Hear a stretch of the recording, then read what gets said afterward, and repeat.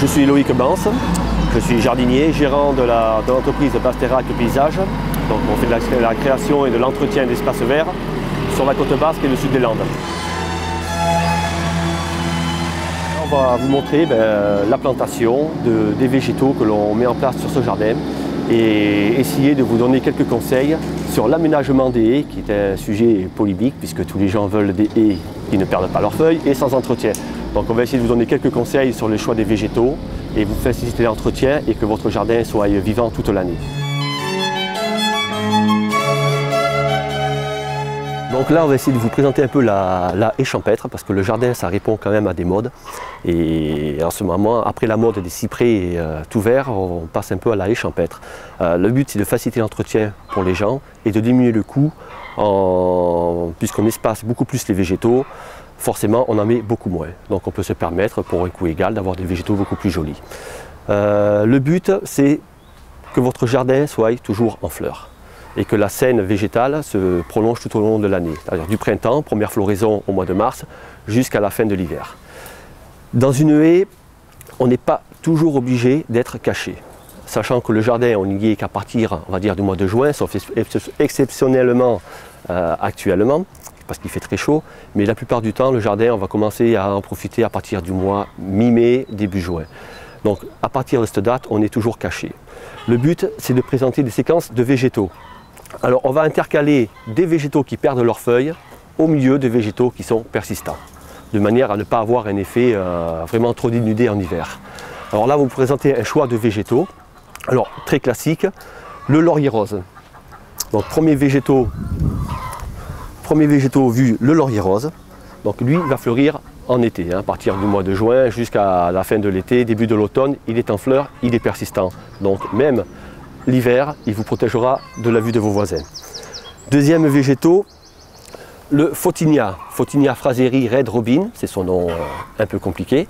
Donc joli végétaux, persistant, donc les gens adorent, et qui a une feuille qui va devenir très très rouge au fur et à mesure qu'elle pousse au printemps.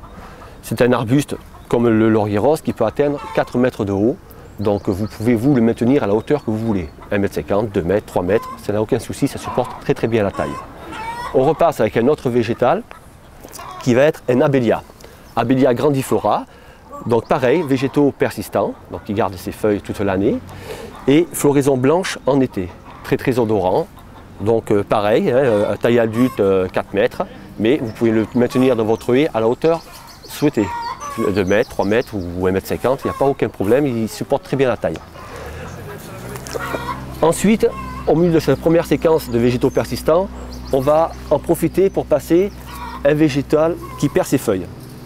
Donc l'hiver, ça sera du bois nu, mais ici on n'a pas besoin d'être caché, donc à la limite ce n'est pas gênant. C'est un forsythia. Lui, c'est la première fleur dans le jardin. Dès le mois de mars, à partir du 15 mars, il est en fleurs. Dans une haie ou dans un jardin, c'est très très important d'en mettre un parce que c'est vraiment la fin de l'hiver, on en a ras le bol et la fleur arrive et tout le monde est content. Donc à mettre absolument dans une haie. Cela, c'est une variété week-end, donc à grosse floraison. Et pareil, sa taille adulte peut aller jusqu'à 2,50 m, 3 mètres. Donc dans une haie, il a tout à fait sa place. Une fois qu'on a mis cette plante qui perd ses feuilles, on va repasser avec la première série de plantes persistantes. C'est-à-dire qu'on va revenir avec un laurier rose, on va remettre un Photinia, on va remettre un abélia. Et après, on réinsère une autre plante qui perd ses feuilles. Donc là, on a dans le choix des plantes, on a ici une boule de neige, donc arbuste à feuilles caduques, qui va fleurir au printemps en faisant de grosses boules de neige blanches. Et après, le feuillage, lui, va se développer et reprendre sa place dans la haie. On peut insérer encore différents végétaux. Ici, le choix s'est porté sur le forsythia, la boule de neige. On a derrière aussi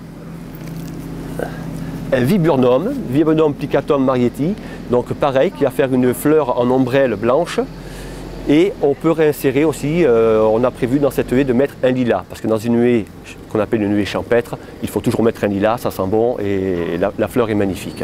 Donc voilà un peu le but de cette haie champêtre, c'est de se cacher parce que l'été, de toute façon, tout est vert, tout est en feuilles ou en fleurs, donc on est caché, il n'y a pas de problème pour côté du jardin, mais vous avez de la fleur du printemps jusqu'à la fin de l'hiver. Et l'hiver, vous profitez aussi d'un feuillage qui est changeant. Mettons le viburnum, l'hiver, il est magnifique, il a un feuillage rouge, ça met vraiment de la couleur dans le jardin.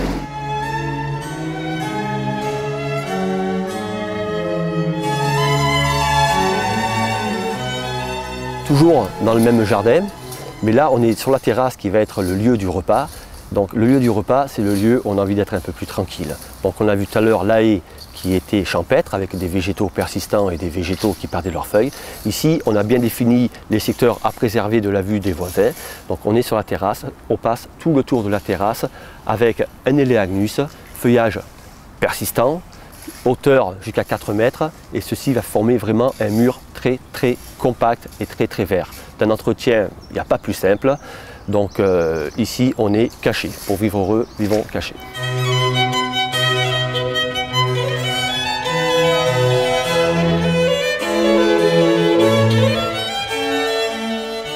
Je vous invite à découvrir le site internet basterac.com, donc www.basterac, B-A-Z, parce que tout le monde met un S mais c'est un Z, donc basterac.com, et dessus vous avez une foule de conseils, notamment le jardin mois par mois, de janvier à décembre, pour le jardin potager, le jardin fruitier, le jardin d'agrément, et toute une autre foule de conseils sur notamment beaucoup de litiges sur les haies, on a vu les haies, sur les distances de plantation, la hauteur réglementaire des haies. Donc bon, toute une foule de conseils, profitez-en, c'est gratuit, vous pouvez piller le site, il n'y a pas de problème.